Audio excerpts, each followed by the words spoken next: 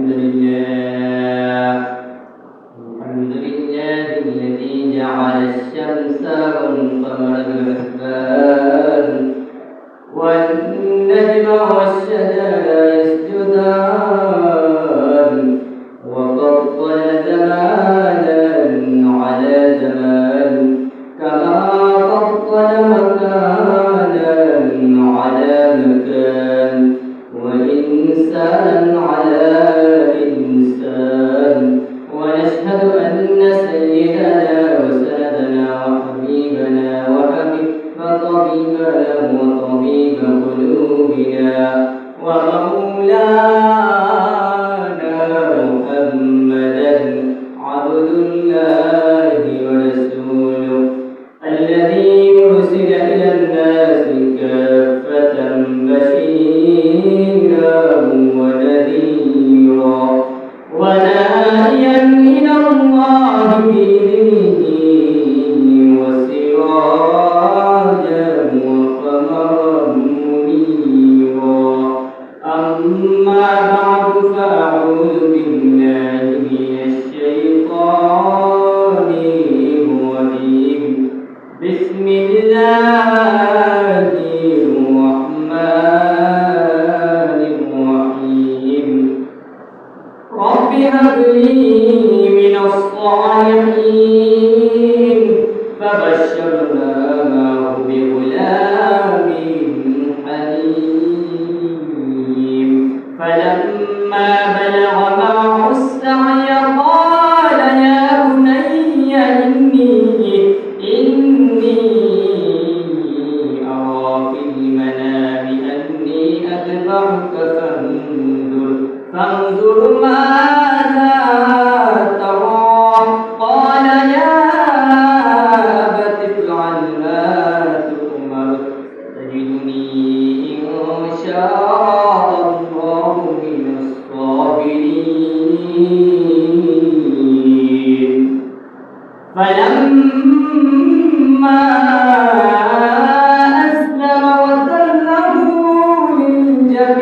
للجبين وناديناه أن يا إبراهيم قد صدقت الرؤيا إنا كذلك نجزي المحسنين إن هذا لهو البلاء المبين وفديناه بذبح عظيم وتركنا عليه في الآخرين سلام على إبراهيم كذلك نجزي المحسنين إنه من عبادنا المؤمنين وقال تعالى في شأن حبيبه إن الله وملائكته يصلون على النبي يا أيها الذين آمنوا صلوا عليه وسلموا تسليما اللهم صل على محمد النبي الأمي وعلى آله وصحبه وبارك وسلم تسليما كثيرا أما بعد महान रब करीम दरबार लाखों शुक्र सलूत যে মহান রব করিম আপনাকে আমাকে দয়া করে মায়া করে তার পবিত্র ঘর মসজিদের মধ্যে আসমান এবং বসার তৌফিক দিয়েছেন এই জন্য কালিমাতে শুকর আদায় করে বলে আলহামদুলিল্লাহ আমার আল্লাহ রাব্বুল আলামিন আমাদেরকে এত দয়া করেছেন এত মায়া করেছেন আমাদেরকে মুসলমান বানিয়েছেন আমাদেরকে যেই নবীর উম্মত হওয়ার জন্য অনেক নবী রাসূলগণ আল্লাহ রাব্বুল আলামিনের কাছে দোয়া করেছিলেন কিন্তু আমরা আল্লাহর কাছে দোয়া করি নাই, তারপর আল্লাহ দয়া করে মায়া করে আমাদেরকে এই নবীর উম্মত আমাদেরকে বানিয়েছেন। এই জন্য আমরা শুকর আদায় করে বলি আলহামদুলিল্লাহ। আমি গত সপ্তাহ কোরবানি বিষয়ে কিছু আলোচনা করেছিলাম। এই সপ্তাহে আরো কিছু অবশিষ্ট অংশ আলোচনা করব। ওয়া তাওফীক ইল্লা বিল্লাহ। আমরা জানি কোরবানির ইতিহাস, গত সপ্তাহে আমি বলেছিলাম যে কোরবানির ইতিহাস সেটা শুরু হয়েছিল আদম আলাইহিস সালাতু ওয়াস সালামের দুই সন্তানের মাধ্যমে। একজনের নাম হলো হাবিল, একজনের নাম হলো কাবিল। হাবিল এবং কাবিল দুইজন কোরবানি করেছিলেন। কোরবানি কবুল হয়েছিল হাবিলেরটা, আর কোরবানি কবুল হয় নাই কাবিলেরটা। সেই ঘটনা, সেই সংক্রান্ত ঘটনা আমি গত সপ্তাহে আপনাদের সামনে আলোচনা করেছিলাম।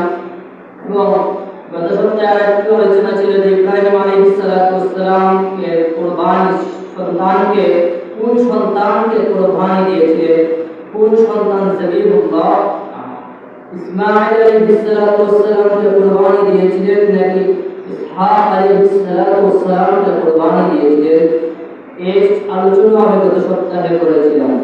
কিন্তু আমরা অবশিষ্ট অংশ যে আলোচনা রয়েছে সেটা হলো ইব্রাহিম আলাইহিস সালাতু ওয়াস সালামকে আল্লাহ রাব্বুল আলামিন ইব্রাহিম আলাইহিস সালাতু ওয়াস সালামকে বললেন, ও ইব্রাহিম,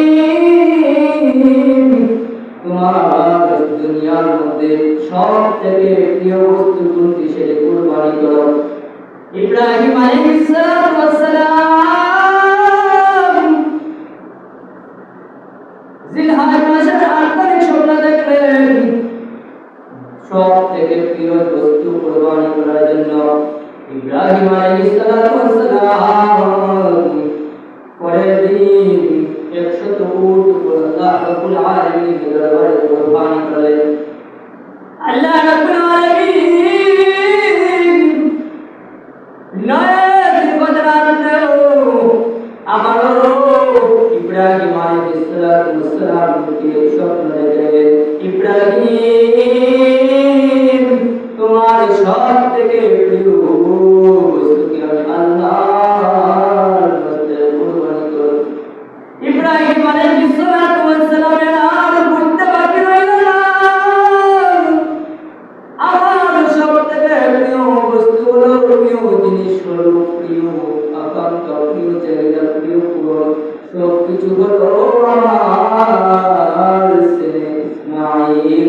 নিশ্চয় আল্লাহ রাব্বুল আলামিন আমাকে চাইছেন আমার সন্তানকে কুরবানি দেওয়ার জন্য, সন্তানকে কুরবানি দেওয়ার জন্য। এই জন্য ইব্রাহিম আলাইহিস সালাতু ওয়াস সালাম তার সন্তানকে জিজ্ঞাসা করলেন, হে আমার সন্তান, আল্লাহ রাব্বুল আলামিন বলেছেন আমি তোমাকে কুরবানি দেওয়ার জন্য।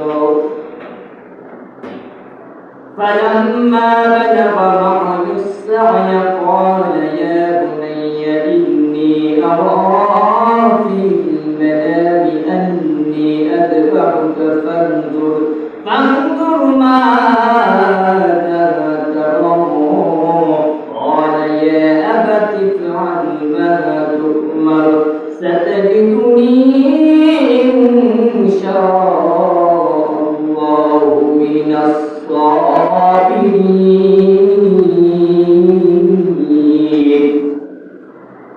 ইব্রাহিম আলাইহিস সালাতু ওয়াস সালাম তার এই স্বপ্নের কথা তার সন্তান ইসমাঈল আলাইহিস সালাতু ওয়াস সালামকে জিজ্ঞেস করলেন। তখন কোন রাতে তার বয়স ছিল 13 বছর, কোন রাতে পাওয়া যায় 11 বছর, অর্থাৎ চলাফেরার মতো একটা অবস্থায় এরকম বয়সে তার আদরের পরিবার টুকরে সন্তানকে আল্লাহ রাব্বুল আলামিনের কাছে কুরবানি করতে হবে। এই কথা তিনি বললেন, হে আমার সন্তান, আল্লাহ রাব্বুল আলামিন আমাকে স্বপ্নে দেখাইছেন, আমাকে আদেশ করেছেন আমি যদি তোমাকে কুরবানি দিই। এই কথা শোনার পর ইসমাঈল আলাইহিস সালাতু ওয়াস সালাম তার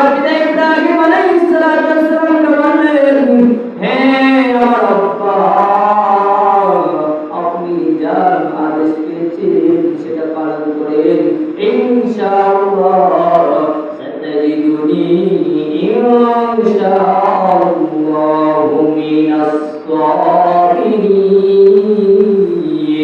আল্লাহ চায় তো আপনি আমার ধৈর্যশীল পাইবেন। এই কথা বলা শোনার পর ইব্রাহিম আলাইহিস সালাতু ওয়াস সালাম তার কলিজার টুকরা ইসমাঈল আলাইহিস সালাতু ওয়াস সালামকে বুকের মধ্যে জড়িয়ে নিলেন, জড়িয়ে কপালের মধ্যে চুমু দিলেন এবং সন্তানকে বললেন, হে সন্তান, চলো চলো, তোমাকে আমি নিয়ে ওই গভীর জঙ্গলের মধ্যে আল্লাহর রব্বুল আলামিনের কাছে আল্লাহর হুকুমে তোমাকে আমি কুরবানি দেব, চলো চলো। বাপ বেটা দুইজন রেডি হইলেন। এখন মা হাজেরাকে কি বললেন? হাজেরাকে যদি বলে, হাজেরা তোমার সন্তানকে আমি কুরবানি করতে চাই, হাজেরা যদি দিনের মধ্যে মহব্বত পয়দা হয়ে যায় আর তার কথা আল্লাহর হুকুমের মধ্যে বাধা সৃষ্টি হয়ে যায়, এই জন্য হাজেরাকে বলেন নাই, হাজেরা তোমার সন্তানকে কুরবানি দেওয়ার জন্য নিতেছি। হাজেরা ভাবলেন, যেহেতু হাজেরাকে বললেন নাই, হাজেরা ভাবলেন বাপ বেটা দুজন বেড়াতে যাইতেছে, এই জন্য এই যুবক তারা উপর থেকে বাইরে হয়ে গেলেন। ইবলিস শয়তান আছে না এই মানুষের পেছনে, ইবলিস আইসা বলল, হাজেরা ও হাজেরা, জানো ইব্রাহিম তোমার সন্তান ইসমাঈলকে ধরে নিয়ে যাইতেছে। হাজেরা আলাইহিস সালাম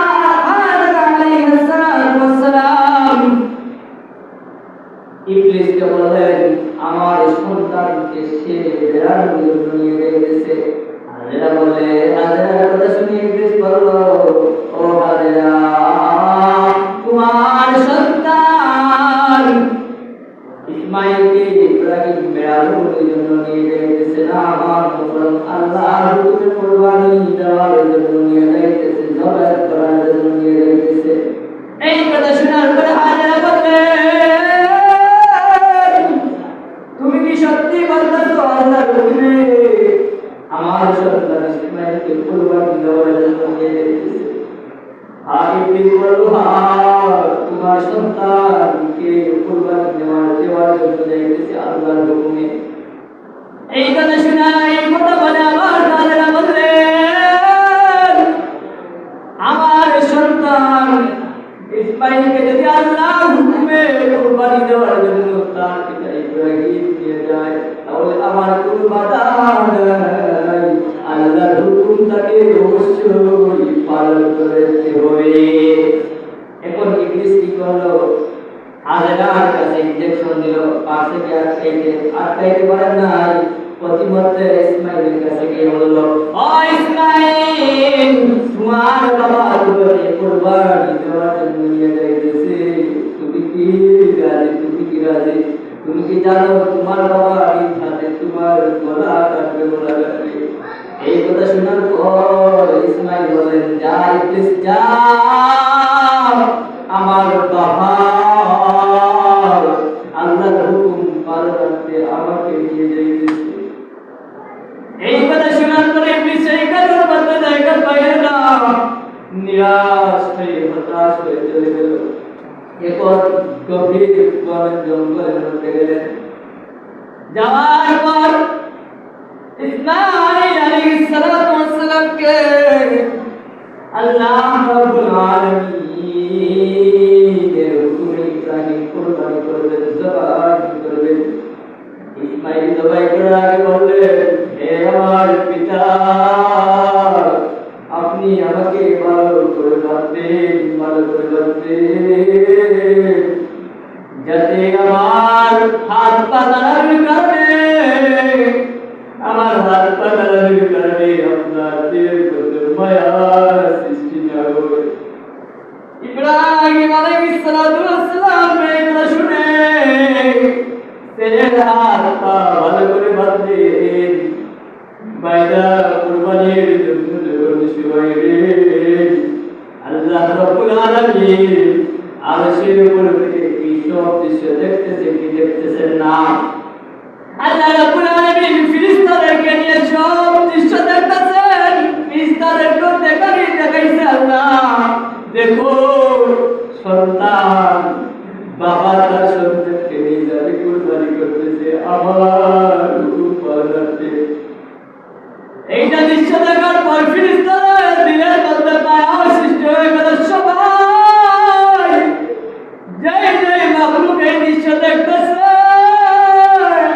সবার দিলের মধ্যে মায়া সৃষ্টি হয়ে গেল, একটি দরদ সৃষ্টি হয়ে গেল। জানি না ইব্রাহিম এত কষ্ট করে তোমার বৃদ্ধ বয়সে তার একটা সন্তান পাইল, এই সন্তানকে আবার আল্লাহর রাস্তায় কুরবানি দিয়েছে। আরে ইব্রাহিম এই বেদনা কেমন ভাবে সইবে? ইব্রাহিম আলাইহিস সালাতু ওয়াস সালাম উনার সন্তানকে শোয়া ঘর মধ্যে তুলে দাঁড়াইতেছেন। ইসমাইলের গলাটা কাঁদে না।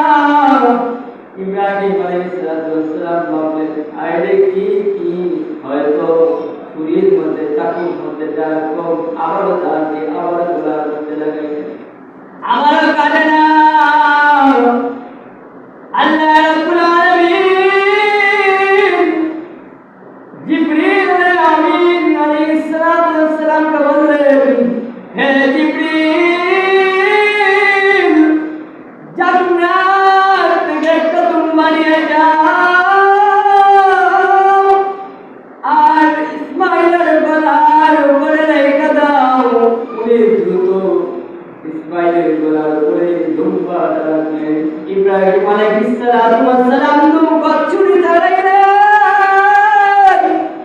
তার সন্তান ইসমাইল আলাইহিস সালাতু ওয়াস সালামের গলা কাটে নাই, এই দুম্বাটা দেব হয়ে গেল। আল্লাহ রাব্বুল আলামিন এই কথা আল্লাহ রাব্বুল আলামিন আবার বললেন, আসাদাতাহু ইয়া ইন্না কাযালিকা নাজজিল মুহসিনিন। আল্লাহ এই পুরোটা ঘটনাই আল্লাহ রাব্বুল আলামিন কুরআনে কারীমের মধ্যে বর্ণনা করেছেন। আল্লাহ হুকুম দিলেন, হে ইব্রাহিম তুমি তোমার স্বপ্ন বাস্তবায়ন করেছো, তোমার সন্তানকে আমি আল্লাহর দরবারে কুরবানি করতে চেয়েছিলেন, তা আমি আল্লাহর কাছে কবুল হয়েছে। তার সন্তান কুরবানি হয়েছে, দুম্বা আল্লাহ পাঠাইছে। এখন এই দুম্বা কোন দুম্বা? জান্নাত থেকে যে এই দুম্বাটা পাঠাইছিলেন কোন দুম্বা? এটা হচ্ছে ইতিহাস আছে। আল বিদায়া ওয়ান নিহায়া কিতাবের মধ্যে পাওয়া যায় যে এই দুম্বাটি হলো ওই যে আমরা শুনেছিলাম গত সপ্তাহে আলোচনা করছিলাম হাবিল এবং কাবিল। হাবিল একটা দুম্বা, সুন্দর হৃষ্টপুষ্ট দুম্বা আল্লাহর রাস্তায় কুরবানি করেছিল না?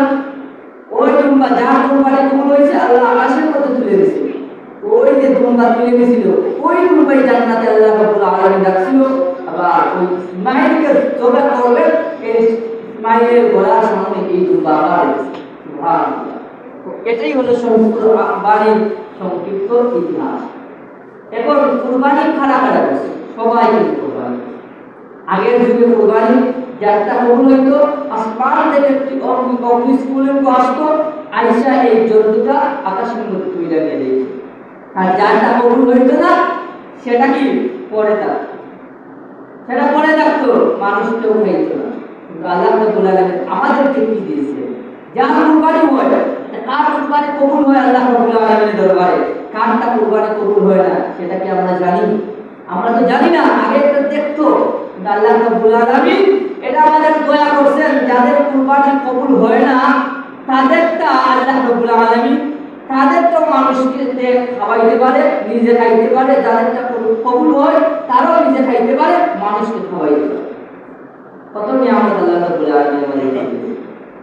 তাহলে আমরা কুরবানির সংক্ষিপ্ত ইতিহাস এটা জানতে পারব। তো কুরবানি কার জন্য? কুরবানি হবে আল্লাহর সন্তুষ্টি রাজি খুশি করার জন্য। আপনার নিয়ত যদি সহি থাকে তাহলে আপনার কুরবানি কবুল হবে। এখন বলেন তো হাবিলের নিয়ত সহি ছিল না, তার কুরবানি কবুল হয়ে নাই। হাবিলের নিয়ত সহি ছিল, তার কুরবানি কবুল হয়েছে। ইব্রাহিম আলাইহিস সালামের নিয়ত সহি ছিল, তিনি চাইছেন আল্লাহর হুকুম পালন করতে আমার সন্তানকে পর্যন্ত কুরবানি দেব। ওনার নিয়ত সহি ছিল, আল্লাহ রাব্বুল আলামিন তার কুরবানি কবুল করেছেন।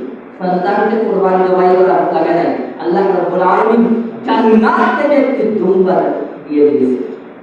দুম্বাটা কুরবানি। হ্যাঁ, এখন আমরা যারা কুরবানি দেব আমাদের নিয়ত সহি করতে হবে। নিয়ত সহি, আপনার কুরবানি সহি। এখন শুধু শুধু নিয়ত সহি, আর কি হবে? ইনকামটা হালাল হবে। কুরবানি দেওয়ার সময় আমরা একটা ভুল করি, সেগুলো হলো 7টা নাম আমরা এক কাগজের মধ্যে লিখি, লেখা বলি হুজুর এই নামগুলো বলে এদের এদের নামে, এদের মানুষের নামে কুরবানি হবে না আল্লাহর নামে। এখানে আমরা কোন বলবো এদের পক্ষ থেকে আল্লাহর নামে কুরবানি, এদের পক্ষ থেকে কার নামে কুরবানি? আল্লাহর নামে কুরবানি, এইটা বলবো। আর আমরা আজকে যারা রোজা রেখেছি আলহামদুলিল্লাহ, তো রোজা যারা আছে বলছিল কি সামনে এক কোশ্চেনের ছবি রাখুন, পিছনে এক কোশ্চেনের ছবি রাখুন, আল্লাহ রাব্বুল আলামিন মাফ করে দিবেন। বলেন সুবহানাল্লাহ। এখন আমরা আমাদের কাজ কি সুন্নাত করব? এখন যদি আমরা কুরবানি দিই, এখন আমরা প্রতি ফরজ আমাদের 9 তারিখ জিলহজের 9 তারিখ ফজর থেকে নিয়ে আসর পর্যন্ত প্রত্যেক ফরজ নামাজের পর আমরা উচ্চস্বরে একবার আল্লাহু আকবার আল্লাহু আকবার লা ইলাহা ইল্লাল্লাহ আল্লাহু আকবার আল্লাহু আকবার ওয়ালিল্লাহিল হামদু, এটা বলা একবার বলা ওয়াজিব। ইমাম সাহেব বলেন, ইমাম সাহেবের কি আলাদা। এখন আমরা শুরু করে দেব, আমরা কি করে দেব? পিছনে যে যারা মুক্তারি আছে আমরা শুরু করে দেব তাকবীর। এইগুলা আমল। আগামীকাল আমরা যারা কুরবানি দেব, আমাদের একটা সুন্নাত হলো আমরা কি করব? কুরবানি দেওয়ার আগে জামাতের মধ্যে কোনো কিছু না খেয়ে যাব। কুরবানির গোশত আয়েশা প্রথমে আল্লাহ রাসূল সাল্লাল্লাহু আলাইহি সাল্লাম কুরবানির দিনে নিজে কিছু খাইতেন না। কুরবানির জামাতের আগে কুরবানি দেওয়ার পর কুরবানির এই জন্তুটা উনি কি করতেন? খাইতেন।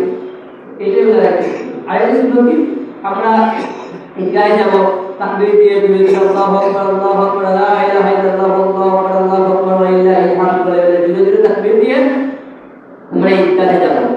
এরপরে আমরা দীর্ঘ যারা আমরা এই মাসে নখ পালাই নাই, আমরা কি করবো? নখ পালাইবো। ওটা আমরা প্রথম তো এই জিলহজ মাস শুরু হওয়ার আগে আমরা নখ পালাইছিলাম, নখ কিন্তু পালাই নাই। আমরা কি করবো? ঈদের দিন নখ পালাইবো, জামাতে যাওয়ার আগে গোসল করার আগে নখ পালাইবো, ওই জন্য নখ পালাইবো, চুল পালাইবো, চুল পালাবো, এগুলো আমরা করবো। এই আমলগুলো আমরা করবো। তারপরে আমাদের নিয়তকে কি হতে হবে? সহি হতে হবে। সর্বপ্রথম আমার কি হতে হবে? নিয়তটা সহি হতে হবে। নিয়ত সহি, আমার কুরবানি সহি। নিয়ত সহি না, কুরবানি সহি না। আল্লাহ রাব্বুল আলামিন লা ইয়ানালুল্লাহু লুহুমা ওয়ালা দিমাইহা ওয়ালাকিন ইয়ানালুহু তাকওয়া মিনকুম। আল্লাহ রাব্বুল আলামিন বলেন, আল্লাহ রাব্বুল আলামিনের কাছে কুরবানির জন্তুর গোশত রক্ত পৌঁছে না, শুধু আপনার নিয়ত, আপনার তাকওয়াটা আল্লাহ রাব্বুল আলামিনের কাছে পৌঁছে। সুবহান।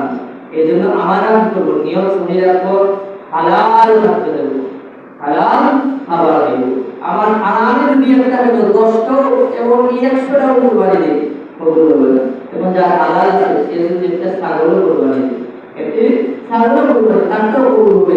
এরকম 5টা 10টা বাইরা লোক আছে না, 20টা 30টা করে কুরবানি দেয়, এদেরটা আল্লাহ ভালো লাগে। তবে আমার দৃষ্টিকোণ থেকে এরা কিন্তু নিয়ত করবে না, এরা বাইরা হওয়ার জন্য এটা বাইরা করবে। এদের অনেকের এটা অধিকাংশই এটা 99% শিওর দিয়ে বলতে পারি যে এদের কুরবানি কবুল হবে। তো আমাদের প্রথমে কি করতে হবে? নিয়ত সহি রাখতে। তো আমরা এই যে আল্লাহ রাব্বুল আলামিনের আমাদেরকে একটি নিয়ামত দিয়েছেন, এই কুরবানির সময়, কুরবানি দিন আনন্দের দিন, আমরা শুধু আনন্দ হালাল পদ্ধতিতে, হারাম পদ্ধতিতে আনন্দ, মুসলমানদের আনন্দ উৎসব হবে হালাল পদ্ধতিতে, হারাম পদ্ধতিতে নয়। ঈদের দিন আপনার আনন্দ শুধু হালাল পদ্ধতিতে, হারাম পদ্ধতিতে নয়। আপনার এখন বিনোদনের প্রয়োজন, বিনোদনের প্রয়োজন আপনি গান বাজাই প্রয়োজন করবেন, বান বাজাই প্রয়োজন করবেন না। আপনি চাইলে এখন গজল আছে, গজল বাজাইতে পারেন, তেলাওয়াত করতে পারেন, নাসিব করতে পারেন, গাইতে পারেন, এগুলো দ্বারা কি করা যায়, আনন্দ পাওয়া যায়। তো আল্লাহ রাব্বুল আলামিন যেন আমাদেরকে হালালভাবে আমাদেরকে ঈদ উদযাপন করার তৌফিক দান করেন এবং আমাদেরকে আলিস নিয়ত ইখলাসের সহিত আমাদের কুরবানি করার তৌফিক দান করেন। আর একটা বিষয় হলো আগামীকাল যারা কুরবানি দেবেন, আমরা আমাদের তাদের পশুর চামড়া আপনাদের মাদ্রাসা কাদিয়া মাদ্রাসার মধ্যে চামড়া দেবেন। আর আগামীকালকে চিঠি এসেছে বিসমিল্লাহির রহমানির রহিম এটা দ্বারা তিলাবাড়া শাহীদ এলাকাধীন সকল মুসল্লিয়ানদের জানানো যাইতেছে যে আগামীকাল ঈদুল আজহার জামাত সকাল ৮ ঘটিকার সময় আমাদের শাহীদগাহ ময়দানে অনুষ্ঠিত হইবে। তাই সকল মুসল্লিয়ানদেরকে অবগতির জন্য জানানো যাইতেছে যে আপনাদের ওয়াদাকৃত চাঁদা ও 10 টাকার চাঁদাগুলা সাথে নিয়ে আসার জন্য বিশেষভাবে অনুরোধ রইল। বিনীত তিলাবাড়া শাহীদগাহ কমিটি উসমানীনগর থেকে। আমরা আগামীকাল শাহীদগাহ মধ্যে ঈদের জামাত করবো কয়টার সময়? সকাল ৮টার সময়।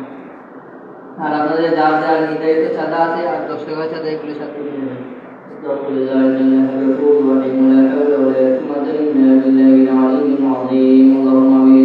ربنا ظلمنا أنفسنا وإن لم تغفر لنا وترحمنا لنكونن من الخاسرين رب ارحمهما كما ربياني صغيرا اللهم رب ارحمهما كما ربياني صغيرا اللهم ربنا تقبل صلاتنا وصومنا وركوعنا وسجودنا وتلاوتنا وتسبيحنا كما تقبلت من عبادك الصالحين আল্লাহ রাব্বুল আলামিন পরবর্তীকার আপনি আমাদের জিন্দেগির সমস্ত গুনাহকে মাফ করে দিন। আমরা যারা কুরবানি দেব, আল্লাহ যারা কুরবানি দেবে, আল্লাহ আপনার যে রাজি এবং খুশি করার জন্য কুরবানি দেওয়ার তৌফিক আপনি দান করুন। আল্লাহ দুনিয়ার মধ্যে জীবনের মধ্যে গুনাহ নেক আমল করি নাই, শুধু গুনাহ করে কাটিয়ে দিয়েছি জীবনে। না করি নাম বন্দেগি গুনাহ করে কাটাইলাম জিন্দেগি, গুনাহ করে কাটাইলাম জিন্দেগি। কত আল্লাহর ওলি হইলেন কান্দিয়া, গুনাহগার হইল না করিয়া তওবা করে, কত তওবা ভাঙ্গিলা অবশেষে মাওলা কাটি তওবা করতে মাফ করো ও গফফার রহমান। আপনি ছাড়া কেউ নাই আমাদের। আল্লাহ আপনি আমাদেরকে মাফ করে দিন। আল্লাহ আমাদের পক্ষে লাখ কোটি সালাত সালাম পায় আমাদের তাজ জারি মদিনা সরকারে জওয়ান নবী মুহাম্মদ রাসূলুল্লাহ সাল্লাল্লাহু আলাইহি ওয়াসাল্লামের নামে মুবারক আপনি পৌঁছে দাও। আল্লাহ দুনিয়ার মধ্যে যত উন্নত আমাদের ঈমান নিশ্চিত রাখবেন। আল্লাহ যেদিন মৃত্যু দেবেন ঈমান নিশ্চিত মৃত্যু দিবেন। আল্লাহ এই দেশকে যারা অস্থিতিশীল করার চেষ্টা করতেছে, আল্লাহ ঢাকার মধ্যে মসজিদের ছবি সরাইয়া মন্দিরের ছবি যারা স্থাপন করেছে প্রতিষ্ঠিত করেছে, আল্লাহ এই নাস্তিক মুরতাদগুলোকে আপনি ধ্বংস করে দেন। আল্লাহ মুসলমানের কলিজার মধ্যে যারা আঘাত দিচ্ছে, আল্লাহ এই নাস্তিক মুরতাদদেরকে আপনি ধ্বংস করে দিন। আল্লাহ এই নাস্তিক মুরতাদদেরকে আপনি ধ্বংস করে দিন। আল্লাহ এই বাংলাদেশকে ইসলামের দেশ হিসেবে কবুল মঞ্জুর ফরমান। আল্লাহ বিশ্বের নির্যাতিত মুসলমানদেরকে আপনি হেফাজত ফরমান। আল্লাহ এই দেশের মধ্যে, আল্লাহ এই বিশ্বের মধ্যে নবী দুশমনদেরকে আপনি ধ্বংস করে দিন। আল্লাহ বিশ্বের নির্যাতিত মুসলমানদেরকে হেফাজত ফরমান, ফিলিস্তিনের মুসলমানদের আপনি হেফাজত ফরমান আল্লাহ, ভারতের মুসলমানদের হেফাজত ফরমান, মায়ানমারের মুসলমানদের হেফাজত ফরমান আল্লাহ, চীনের উইগুর মুসলমানদেরকে আপনি হেফাজত ফরমান আল্লাহুম্মা আনসুরনাল মুজাহিদিন ফি কুল্লি মাকান আল্লাহ। আখিরি দরখাস্ত, আমাদের যেদিন মৃত্যু দিবেন আল্লাহ আমাদের ঈমানের সহিত মৃত্যু দিবেন আল্লাহ, আপনি যেদিন মৃত্যু দিবেন আমাদের জবানের মধ্যে আপনি জারি করে দিয়েন লা ইলাহা ইল্লাল্লাহু মুহাম্মাদুর রাসূলুল্লাহ।